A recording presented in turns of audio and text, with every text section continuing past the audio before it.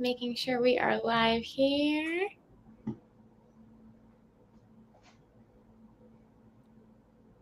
I guess I'll unblur my background so we all look the same. All right, it's starting here. Just give it a second. We're live on Instagram, so I see a couple people joining already. We're just making sure we can send it through to Facebook, and then we'll get that in here. Sometimes it takes a couple seconds here to load.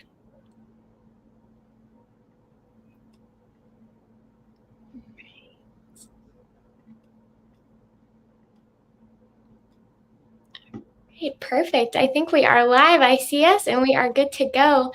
Hello, everyone, and thank you so much for joining us today on Veterans Day. We are live here on behalf of Boys Town with 3 incredible alumni who have served in the armed forces, and we're going to learn more about their stories, their time in the service, and what they're up to now. So we want to thank all of our veterans who are watching, who have served, and all of their families. Thank you for your sacrifices, and this day is for you. You will see 2 of our guests have on some Boys Town caps that we recently made, and I have a link above this video. We're doing a Give to Get campaign. So when you give $35 or more to Boys Town, you will receive a free limited edition hat as a thank you gift, and you can choose between the camouflage option or the blue Boys Town option. So go Cowboys, and make sure to check those out if you want your own hat. Okay, so let's go ahead and start with some introductions. So James, above me, do you want to go ahead and introduce yourself and tell us more about you and your service? Yep, my name is James Hawkins. I've been married to my wife, Danielle, for 20 years. We have 2 children, Declan, who's currently attending Oklahoma State University, and my youngest, Archer, who is a sophomore in high school. I graduated from Boys Town in 2002. And I was there since I was the age of 14. And then after graduation, I joined the Army, where I just recently actually retired. Yes, awesome. And then Chris, tell us more about you. Hello, my name is Christopher Messerall. Graduated Boys Town 2001. Joined the Marine Corps 3 weeks before 9/11. I was in boot camp, so I was pre-war Marine Corps, which is pretty awesome. There's not a lot out there anymore. Got married to my wife, Kelly. I graduated, I believe, 2002 from Boys Town as well. Some of you guys may know her. We have 4 kids. Our oldest is 19 and our youngest is 11. My oldest is currently in college, going after his cybersecurity degree, which is pretty awesome. He's kind of following in my footsteps, which is awesome. I retired a few months ago. 23 years in the Marine Corps, retired out of MARSOC. I think some of the questions will go into detail a little bit more about my roles and responsibilities and stuff like that, so I'll keep that for that. And that's me in a nutshell, a pretty simple person. I'll pass it over to Jeff. So my name is Jeff Sweezy. Graduated from Boys Town in 2002. After graduation, I joined the Army. I was in the Army for just over 3 years.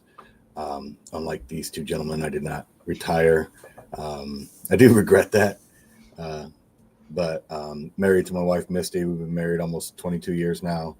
We have 2 sons. One's 18, one's 20. My 20-year-old is also in the Army. Unfortunately, he got the same job and same duty station that I did in El Paso, Texas. So good luck to him. And you work at Boys Town too, right, Jeff? Yeah, I currently work at Boys Town, Family Home Program Support Coordinator. So long title.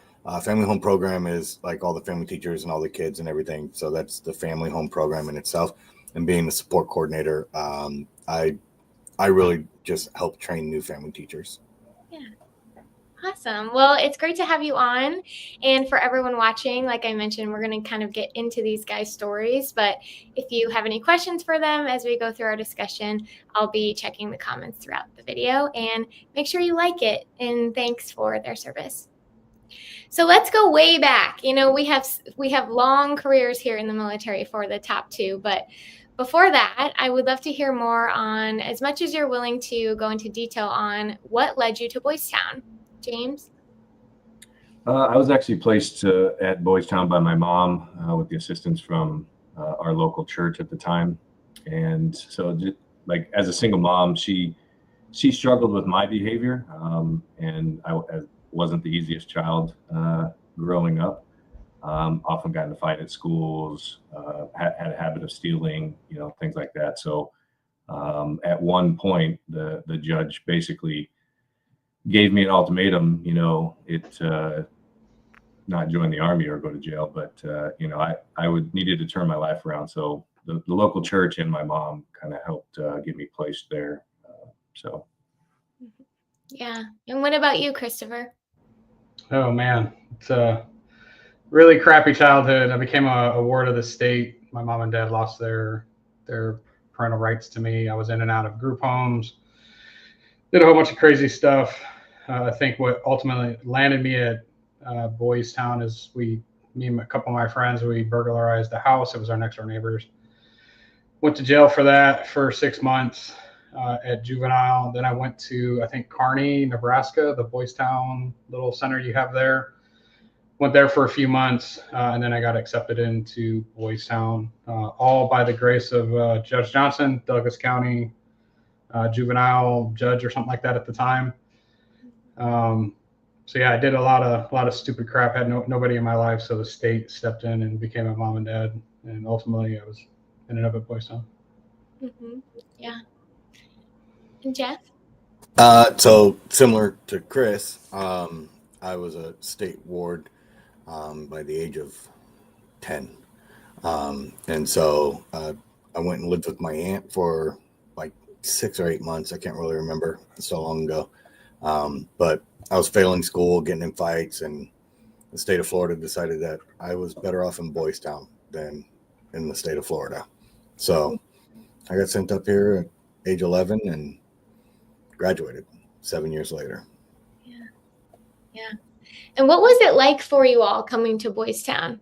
Stepping foot, going from a life of, plenty of instability coming onto our campus. What was that like, James?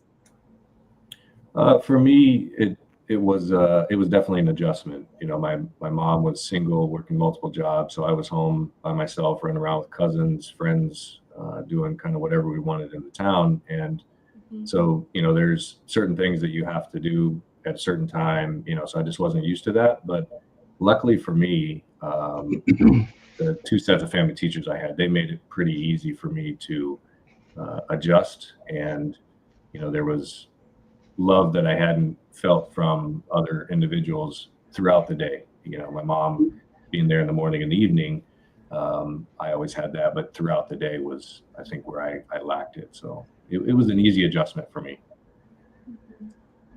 What about you, Chris? Yeah, for me it was a little weird because I had just gotten from the Kearney thing, which was super strict. It was a little insane. And from there, I was, obviously in juvenile prison, basically. So be able to step into a place that, people cared about you, had your own bed kind of thing. You go to school, you lift weights, you do all this stuff. It's like, holy crap, this is what everybody else my age is being exposed to. And this is the first time I've ever seen it. So for me, I first went in with this super bad attitude of, it's just going to be another group home type setting and I'll be somewhere else in a couple months type thing. But was there over 4 years. So obviously it worked out good. Jeff? You're going to have to start letting me go before Chris because, we're lining up too much. So I had a very similar situation. I was told I'm going to Boys Town and I was like, oh, just another foster care, just another group home. And but I got here from Florida and I think it was either September or October and it was cold. To you guys, it probably wasn't cold, but to me, we don't have clothes that are even made for like 40 and below. So it was cold up here. But that was a big adjustment. And then adjusting to, I still remember my first night in the house. There was a kid and he was going nuts. He was so upset because someone took his pop Oh. And I didn't know what a pop was because we call it Coke. And I'm like, what is a pop? And why is he so mad about it? And I mean, he's mad. He's yelling and screaming, and someone stole my pop. And I'm like, what's a pop? And then we had hoagies for dinner that night, and I had no idea what a hoagie was. So, I mean, it's just adjusting to the language, not language. But I also remember my first night here, we went to a football game, and that was awesome. Because I got here on a Friday, and we went to the football game. JV played, and then varsity played. So we were at this field for, gosh, I think like 3 hours or more. My older brother was at Boys Town, and so he played on the football team. So, and that was my first time seeing my older brother in over a year. And so the first time I saw him, he was out on the football field. So, I mean, that was really cool. I mean, that's how much I remember my first day at Boys Town, and that was in 1995. Yeah. Wow. That speaks volume. And to see your brother too, and make kind of what James said, just those normal family memories together that most kids experience, but to have that in that setting is really special. That's awesome. So that's a great story, but what are some other more of the impactful experiences or lessons that you learned during your time at Boys Town? James, did you think of one? Yeah, I kind of alluded it to in my last answer, but my family teachers, the second set, Jay and Angie Powers, and they both still work there. Different roles. They're not family teachers anymore. They were probably the most impactful in my life. During Boys Town, my time at Boys Town, I learned a great deal. Again, how family should be structured and function. And Jay and Angie served as excellent role models for me in that. Additionally, then my senior year, when Jeff actually left for the military, I was actually given the opportunity to take over as the vice mayor. He was the vice mayor, and then I took over for him.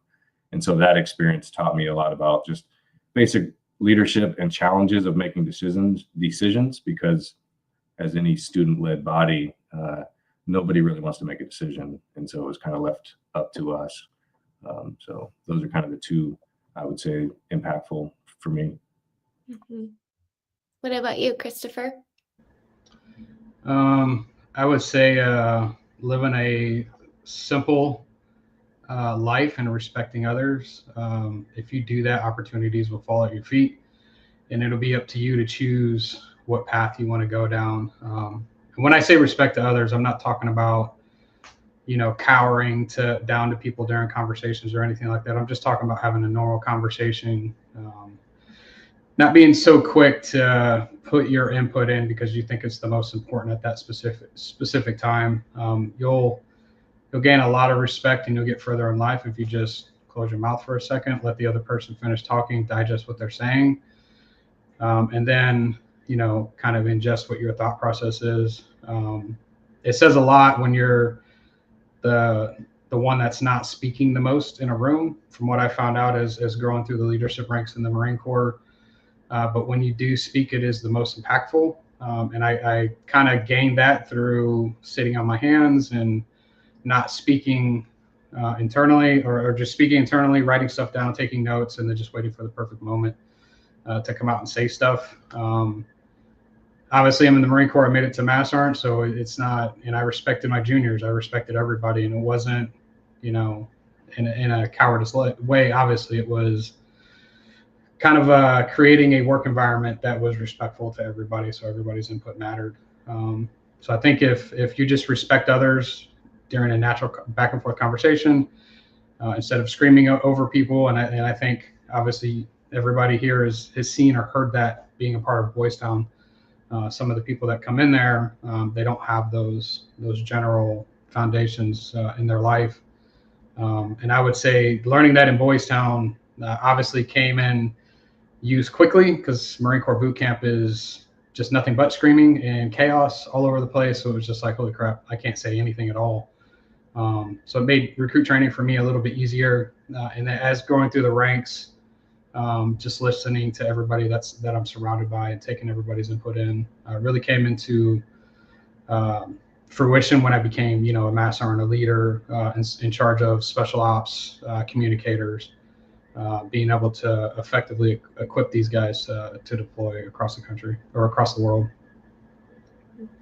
Yeah, really those foundational skills that we teach. And, when you're in high school and even younger, when you come to Boys Town, you might, want to gripe about them or not want to practice them. But then you get stories like Christopher's where he's like, I use these every day, and definitely accredits them to his career. Yeah. That's great. Mm-hmm. What about you, Jeff? You were at Boys Town for so long. I'm sure there's probably so many moments you can recount from your time, but any that stick out to you? You want like a specific story of something that stuck out that shaped me, or like what I took from? Either. Yeah, whatever you'd like to share. So me specifically, like, and it's not completely their fault. My parents did a lot of drugs, which made them very selfish people. They focused on their next high instead of, their children. So when I came to Boys Town, and you have your family teachers in the home, and they take care of everybody in the home selflessly. They are not taking care of themselves first, like almost never. And so honestly, they taught me how I should raise my children and how I should be a parent. And without like verbally teaching me, they taught me through their actions. And that was probably the biggest thing that I took from Boys Town, was how to love your spouse and how to love your children appropriately. Yeah, I'm sure you all three would agree on that, having families of your own and being married for so long. And that's really special. Yeah. So how did Boys Town influence your decision to join the military after graduation? James? For me, it was pretty easy. I mean, the structure you get at Boys Town, I knew I needed that in my life. I didn't struggle in high school. I didn't study for tests. And so I just knew going to college was not for me. I wasn't going to make it in college. So, and then another part of Boys Town, I was in the JROTC program, and that's where I met the late retired Lieutenant Colonel Jordan. And he had a significant impact on my life. And not only me, but anybody he encountered. And so again, it was a fairly easy decision for me. I think back to the recruiter back then, he didn't even have to work to get me to sign up. It focus on anybody else, because that was pretty much a guarantee. Because again, that structure that you learn at Boys Town, one, it helps you, it sets you up for success in the military, but also it's an easy transition. So. Mm-hmm. What about you, Christopher? Yeah, kind of similar to James. I had, zero structure in my life. I was skipping school, doing whatever I wanted to do.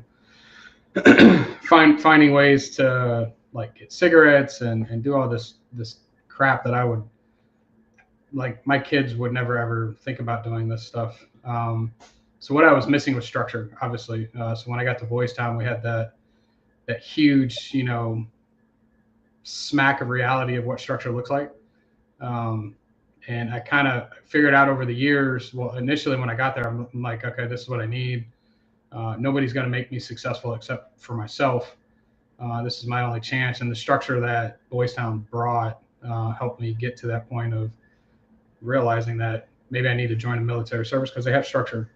And at that time, I was phenomenal shape. I was a power lifter, playing football for a couple of years under Coach Cush. So obviously I wanted to maintain that physical challenge. So the football program and the after school programs that Boys Town has is absolutely phenomenal. We live in Sneads Ferry, North Carolina. It's right on the water. It's beautiful.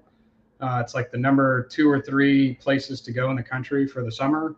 But the school system after school programs, they're just not there. They're not very good. For Boys Town, there was just so much stuff to do after school. I spent a ton of time lifting weights in practice and playing football. Even tried out for baseball. Didn't make it because I was, I don't know, too big, whatever. So yeah, joining the Marine Corps provided the structure for me. So it was an easy decision to join the military. And honestly, I didn't really have anything to go to when I graduated high school. I didn't have, my parents' house to chill out for a year, and just kind of figure out what my life was going to look like. I didn't have that. So it was like I had to make a decision to do something. So Marine Corps it was. Mm-hmm. And what about you, Jeff? Well, I also didn't have anywhere to go after graduating high school. So I didn't really like school that much. It came pretty easy to me. I didn't enjoy it. So I didn't really want to go to college. So I joined the Army.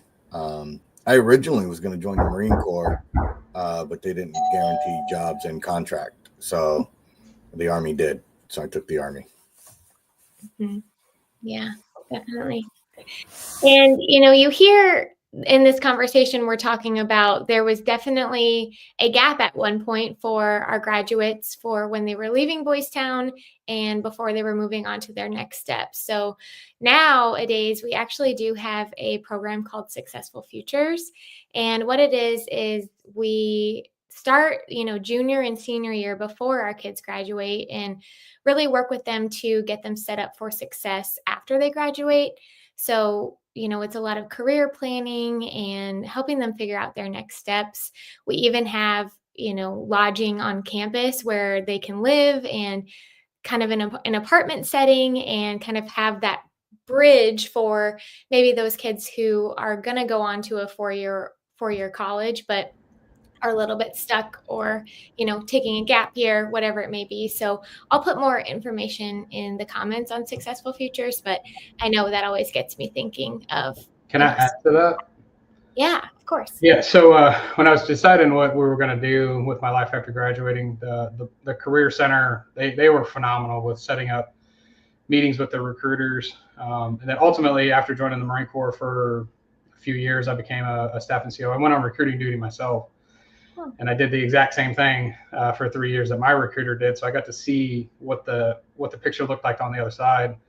Yeah. And you guys, I wish that other schools did that stuff. And where I was at is in Arkansas. The schools nowadays, they kind of put up the walls a little bit for us to get into schools. Boys Town was completely the opposite. Meet with all these guys. I met with the Marine Corps recruiter twice. Nathan Miracle's his name. He just retired as a Master Guns a couple of years ago. But yeah, the way you guys do the career counseling was pretty awesome. So, and that was 23 years ago. So I can imagine what it is right now. Right. Yeah. No, that's great to bring up. Awesome. We just have a few more questions for our awesome veterans and alum on this live. So make sure you like this video and remember to thank a veteran today on Veterans Day. So we talked a little bit about, Chris, you highlighted definitely the social skills learned at Boys Town, but what were the ones that helped you the most during your military service? And I'd love to hear more too about your time in the military and explaining kind of what you all did, which I'm military affiliated. My husband is Air Force, so I'll know what you're talking about, but maybe in civilian terms for people watching who have no idea what we're talking about. So that's super hard to do. I know. I just did a 17-week course with amount of abbreviations that you do would be great. I just did a 17-week course with Microsoft after retirement, and we did like mock interviews, and the biggest thing I keep getting hit on is dumbing down or civilianizing my military speak. So it's a lot harder than I thought it was going to be. Yeah. So you want me to just start with my last role? Well, if you maybe start from the beginning, tell us more. So you left Boys Town, you got in. Where'd you start, and how did you climb your way up? So I started in Norfolk, Virginia, and that's when the war started. I was actually in a non-deployable unit, so everybody was deploying to combat zones, and I wasn't. So obviously, I started to feel like I'm not doing my part. So I wanted to go to a deployable unit for my next duty station. I didn't get to choose that. I went up to Quantico, which was also another non-deployable unit. So the first 8 years of the war, I never deployed, which was unheard of for Marine Corps. Called the career. I don't know what they want. It's the person that's responsible for placing you in the military. We call it the monitor. So I called him up and I was like, hey, this is what I want to do. I want to be a Marine Corps drill instructor, but I also want to deploy because I see these sergeants. I was at E5 at the time, with a stack full of ribbons, and I have, one, which is what everybody had. So I went over to Com Squadron 38 in San Diego, got a deployment to Iraq, came back, went to recruiting duty for 3 years in Arkansas, went over to NITHCOM in San Diego, California again, deployed to Afghanistan for a year, came back. Then I went over to be the offensive cyber fires technical information operations chief for the entire Marine Corps on the West Coast, which is pretty awesome. I was responsible for planning non-kinetic fires, so basically offensive cyber attacks, which is pretty awesome in electronic warfare, and how to integrate that into warfighting functions in the Marine Corps. And then after that, my last duty station was MARSOC, Marine Special Operations. There I was responsible for training 5 to 7 man teams to attach to MSOCs, which are Marine Special Operations companies, to deploy to hostile environments throughout the entire world. That was probably my most rewarding because you're dealing with the top 1% of the Marine Corps. All the other units was kind of a mix. I had my problem children, I had my superstars, but it was never 100% superstars. MARSOC was all superstars. Like, these guys were absolutely phenomenal people to work with. So that's kind of a sum of all the duty stations I've been at. Yeah. Hard to summarize that many years, I'm sure. But Yeah, it is. Try to put it in a resume. yeah. What about you, James? Do you feel similar? Yeah, so it would be hard. I mean, I'll try here in a few minutes after I kind of go through my scripted piece I have for you, where all I was. But yeah, I just retired, December of 23, so December of last year, almost a year ago, after 21 years, 5 months, 29 days. So my military career, so obviously began in 2002 when I graduated there from Boys Town. I went straight in. I think I had a month off, and then joined, went to basic training. And as soon as I got out of basic training, went to my first duty station, which was at Fort Hood, now Fort Cavazos, and deployed immediately thereafter.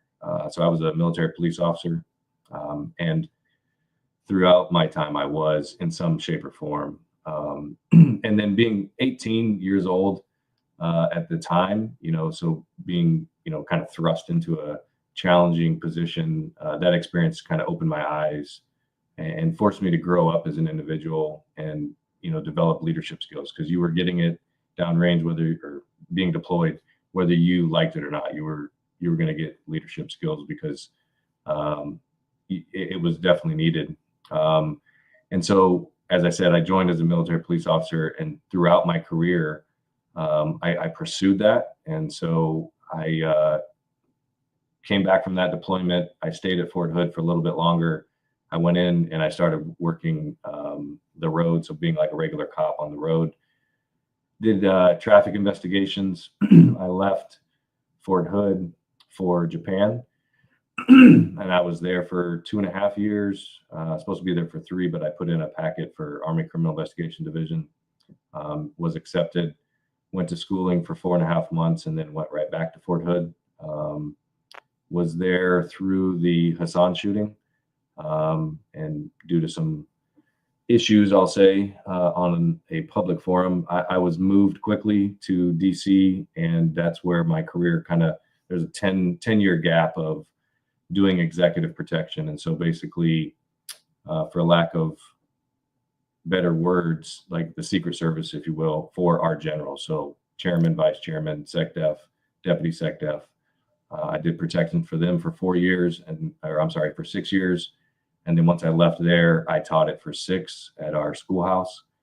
Once I left our schoolhouse, I came back into doing investigations in Oklahoma. And then I left Oklahoma, went to Germany, left Germany, again, doing all the same stuff, obviously just staff jobs instead. Once I left here from Oklahoma to go to Germany, came back, went back to DC, and that's actually where I retired last year. And then Army CID as a whole kind of restructured.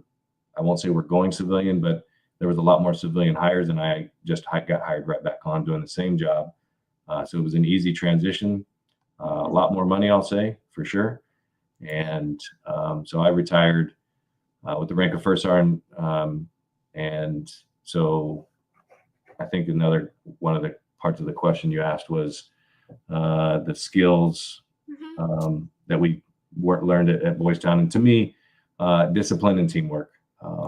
So, I think Jeff or somebody, it was mentioned, Coach Cush. And so discipline and teamwork for sure was instilled on the football team. And obviously throughout every facet of Boys Town, you're gonna learn teamwork, and then for sure in the military. So those are the two that kind of pop out to me. When you're talking about all the places you moved to, you can't help but think, thinking back to your time at Boys Town, did you guys have any idea that you would live all of these places? Japan, Germany. I mean, the travel that is being active duty is one thing. And I know, Jeff, you're not crazy about El Paso, but still, you probably never thought you would live there when you were joining, right? No, I didn't even know El Paso existed. So I joined the Army and got shipped off to El Paso, and it was a good time. Yeah. So when I went to El Paso, Marine Corps. What's that? If you want to see the ocean, join the Marine Corps. If you want to stay inland, join the Army. Yeah. There was a lot of stuff that I didn't know as a kid. El Paso was the first place I saw mountains. Mountains are beautiful. I remember when I got out of the Army, I called the Coast Guard and asked how to apply because I didn't even know that was a branch of the military. Like, as a kid, there's so many things that you just don't know, right? And my experiences are way shorter than those two guys. I was in communications. We set up an antenna and pointed at another antenna, and you can talk on it. It was pretty cool though, because from my truck when I was in Kuwait, I could call my wife who was in El Paso. I had to remember like 9 different phone numbers, but I could do it. That's call of the day, I'm sure. Yeah, I had to do it at like 2 a.m. because that's when she got off work at 4. Yeah. So yeah. So let's talk a little bit about some of the challenging parts about being in the military. I know there's so many, but were there any specific challenges that you guys faced that Boys Town prepared you to handle? Can I go first? I think honestly, the biggest challenge that almost every soldier faces is leaving home for the first time. And I was looking at these guys, they're crying in their beds, and I'm like, what the hell's wrong with you? Like, seriously, what is wrong with you? But then I remember I haven't been home since I was 10 years old. So I think Boys Town really sets kids up for success for the military in that aspect. We're used to not being home. Mm-hmm. So to join the military and be shipped off, whether it's El Paso or San Diego or Washington, D.C., that's okay. It's okay. Yeah, I would expand upon not only that, but like being around diversity. So some people just don't, their upbringing, they're not around those that are different from them. And so at Boys Town, it's every walk of life, different stories, and you get to know people and you just accept them for who they are. And it's sometimes hard for new people coming into the military to do that just because they're sheltered in their small little towns, wherever they may be. So. Yeah, I agree with Jeff. It was easy getting on that plane and, never looking back for 20 some years. I mean, I go home for the holidays, but I can't wait to leave once the holidays are done. So I think not having any roots anywhere, I think now it kind of sucks because my kids are older and they don't know their grandparents. But it gave us the ability to leave the bad behind and start a new life. So I think all the stuff that I went through, the stuff that my wife Kelly went through, we were both at Boys Town together. So you can imagine we've agreed that the crap stops with us. So we're trying to fix that. We're trying to raise our kids the right way. So they have a home to come to. That's been my whole my whole thing of being successful is always having a house that my kids can come home to, no matter where they are in life. My kids will never live under a bridge. So my dream is to always have a big house. I don't want to downsize when my kids get out. I want to get a bigger house because you never know. They might get married and they may need a place to stay sooner or later. So, but yeah, leaving Nebraska was easy.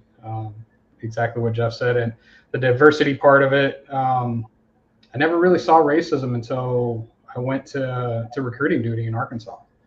Never seen it because I grew up in the place that I grew up, went to Boys Town, and surrounded by diversity in the Marine Corps is diversity everywhere.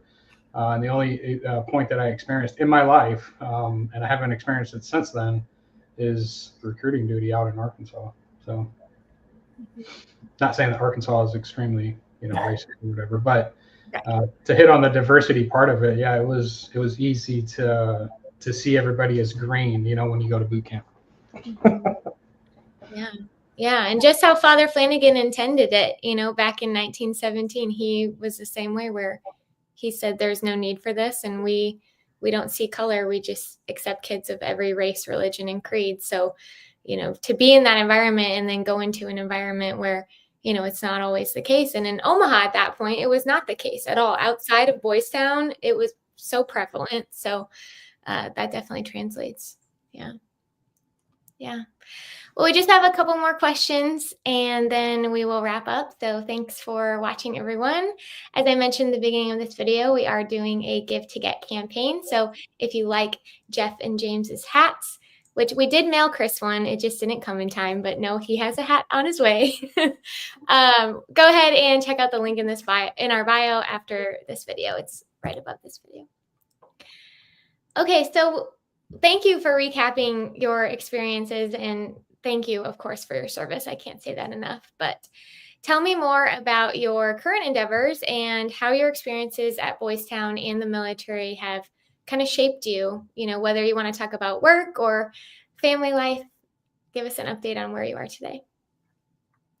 For me, like I said, I just transitioned doing the same job just as a civilian. So it makes it a little bit easier to, for that transition. Because again, I'm around people that I was in charge of when I was stationed here, because I came back to Oklahoma. I don't know if I finished that, but after I retired from DC, I came back to Oklahoma. So there's some people in this office that, I was in charge of before when I was here, and now, being a coworker, it just makes it easier because we talk the same language. We have the same goal in mind. And so for me, that transition was super easy. And then also kids going off to college, kind of going off what Chris mentioned, having a place where they can come back to. And so we're done moving. Oklahoma is going to be it. It was, I was born and raised in Nebraska, but this is where God has led us, and this is where we're going to continue to be as long as He's willing. Because 6 months before I got out, it was completely unsure where I was going, and two, whether I was going to be living. I came down with AFib right before I got out, and had a major heart surgery, and it just kind of, my world was turned upside down my last 6 months in the military. And so it has definitely changed my perspective. And like I said, I definitely like how Chris mentioned, has put that in, this is where we're going to be. And so the kids, they may go off, but they'll know that they'll always have a place to come back to. So.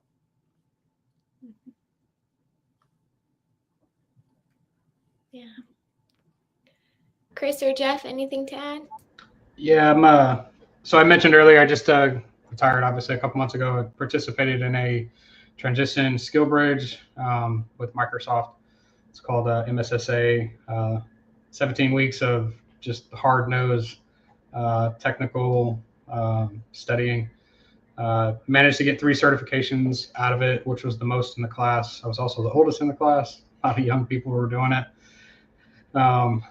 Put in a few applications with Microsoft. They take like 2 or 3 months to get back. There's also an opening at MARSOC doing kind of the same thing that I left doing, just with considerably less responsibilities.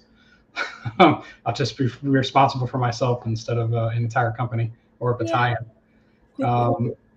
That contract should be filled on the 15th, and then we'll go from there. It looks like I'm the only candidate for the position, which is also pretty awesome. If that works out, I'll stay local. We won't be moving, and the Microsoft positions are remote, so we'll figure that out. If both of those things fall through, I'll just start going to college in January and take advantage of the college opportunities that you get after, I think it's 36 months of service. You get some college, 3 years of college paid for. So I'll take advantage of that. But I have retirement to fall back on, and I have disability to fall back on. So we have funds to pay the bills. I'm not too worried about that. But I do want to be a part of a team somewhere. I do want to be a part of somebody's mission to make a company better. I don't think sitting at home just because I say I'm retired and have some disability coming in doesn't mean I want to sit on the couch all the time. So right now we're in a transition, and we really don't know what's going to happen. I could either start work in December, or we could be moving to another state in December. So we have no clue right now. But yes. It's almost like you're still active duty when you never know what's coming next. Yeah, it's. I'm ready for that part to be over. Yeah. I'd like to. We'd like to stay here because we want our kids to not have to move anymore, Right. and graduate the high school that they're currently in. My 16-year-old is going to graduate a year early, so we're hoping that whatever opportunities come are potentially after his graduation of college early. Yeah, the whole constantly moving. I think we've moved 6 times. Yeah, 1, 2, 3, 4, 5, 6. Yeah, 6 times. My wife has a plaque thing with all the places we've been, and when we added kids and when I got promoted and all this other stuff. But yeah, moving 6 times is a little rough, and then you accumulate more weight and more weight and more weight, so you have to start paying for it. So yeah, we're kind of up in the air right now. Yeah. Well, that's good. We're rooting for you, all of us at Boys Town, and I know all of our donors and everyone watching. We can't wait to hear what's next. So maybe next year on Veterans Day, we'll have to do an update and stay in touch with you. So. Yeah, sounds good. And then Jeff, we would love to hear. So, what brought you back to Boys Town? So, a few people know this story, but Misty tricked me, my wife. Oh. She also graduated from Boys Town, same year that James and I did.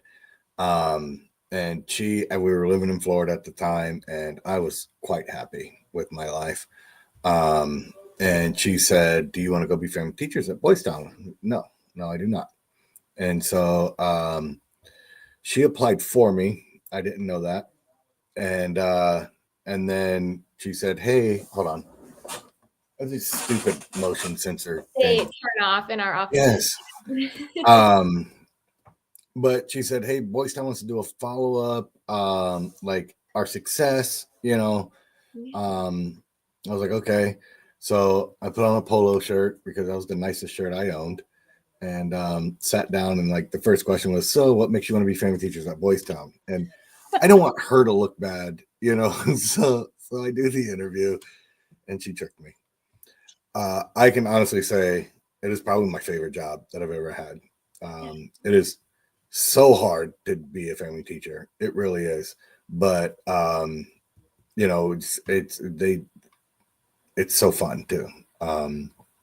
And for me, even my short time in the military, but I also think a lot of my time at Boys Town, the 7 years there, the discipline that I learned, structure, routine being important. And we put a lot of that into our program as family teachers, to the point that I specifically had a kid who called me and was like, "Hey, Jeff, I'm coming back from, Baltimore on this date, and I got to be at school on this date. Can you pick me up from the airport and take me back to college?" Which his college was 4 hours away. And yep, I'll do it. And so I picked him up, and we're driving, and he's telling me like his routine and his schedule. And he goes, "I got to tell you, the coaches, they said we got to lift at 5 a.m, and I'm there at 4:45, and the coaches are showing up at 5:15 and the first players are showing up at 5:30. And he's like, the last 4 years of my life makes sense. Like, you told me there's a place to be at a time and you got to be there. And he said, the rest of the world doesn't do it. And I don't understand it. And so, structure and routine, he still has structure and routine. So putting that into the kids, and I definitely took that from the military and put it into my program, and it helped all these kids. Yeah, that's incredible. My last question for you relates to second chances. And if you've been following us on social media lately, you will see we are posting a ton of different stories relating to second chances and how Boys Town provides those for children and families in need. So looking back, how did Boys Town give you a second chance? For me, I'm assuming I'm going first. That's where we've been going. But for me, it was Boys Town definitely provided me a second chance, offered me a stable and nurturing environment. So Jay and Angie, again, I can't say much enough about them. So they were what I definitely needed. I was, as I mentioned, facing difficult circumstances at home, being raised by a single mom, behavior challenges, didn't want to listen to anybody. And so obviously just lacking the support that I needed for success. And at Boys Town, I gained the tools and mentorship that I needed to rebuild my life and just become the husband, father that I am today. So yeah, definitely was given a second, probably third, fourth, and fifth chance as well.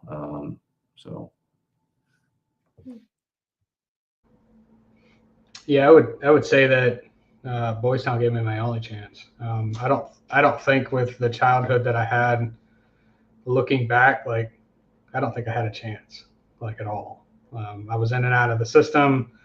My mom and dad were in and out of jail, going to group homes because of child abuse and all this other stuff. It was just the childhood that I went through. You can make a damn movie out of the childhood that I went to, and everybody would probably be like, holy crap, I can't believe that guy survived. It was really bad. So it gave me my only chance. So when I got to Boys Town, I just kind of had this grown up thought. What was I, ninth grade? That nobody was going to make me successful except for me.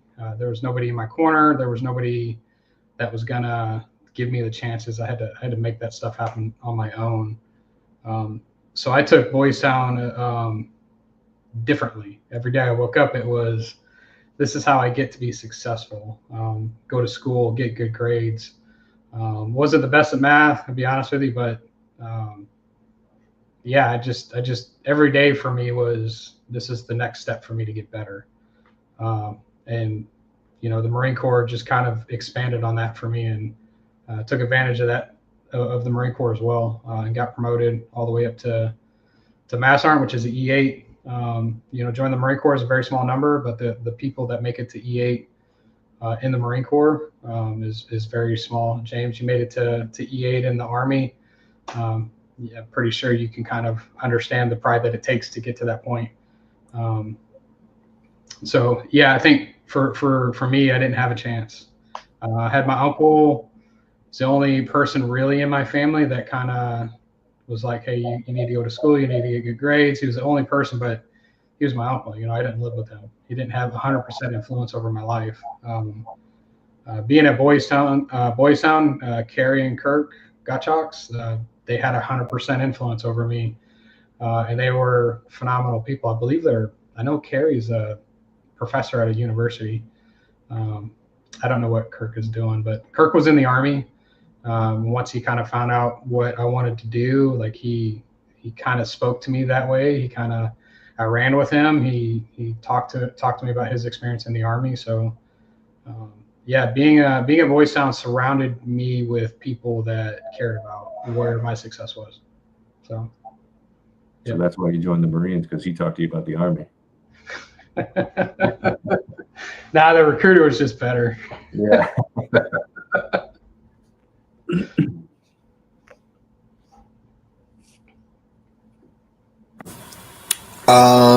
So I kind of forgot the question. Looking back, Boys Town, second chance. Okay. So My second chance with Boys Town, if I didn't come to Boys Town, I would have never joined the Army. I probably would have never graduated high school. You know, I have no idea where my life would be. Honestly, I have no idea. I have an idea. I do have an idea. I have a couple cousins. The one lives in the woods. He's strung out on heroin, and the other two have overdosed or, yeah, I mean, they just, I know exactly what my life probably could have been like. Boys Town saved me. Wow. So for all our donors watching, these are the stories. When you give to Boys Town, you don't just give to a singular child or family in our care in the moment. You are giving to generations of young men and women who go on to serve our country, to build families of their own, to break generational cycles. And it's the gift that truly keeps on giving. So when you give to Boys Town, you're giving a second chance to three incredible people like we have featured today. Thank you so much for sharing your story on this Veterans Day, and to learn more about your background and everything you've done and everything you all are continue doing has been really special. So we appreciate you taking time to share that with us. Yeah, thank you for reaching out. Feel free to reach out again. Thanks for the invite. Thanks. Thanks everyone for watching, and remember to thank a veteran today. Have a great one, and we'll see you next time. See ya.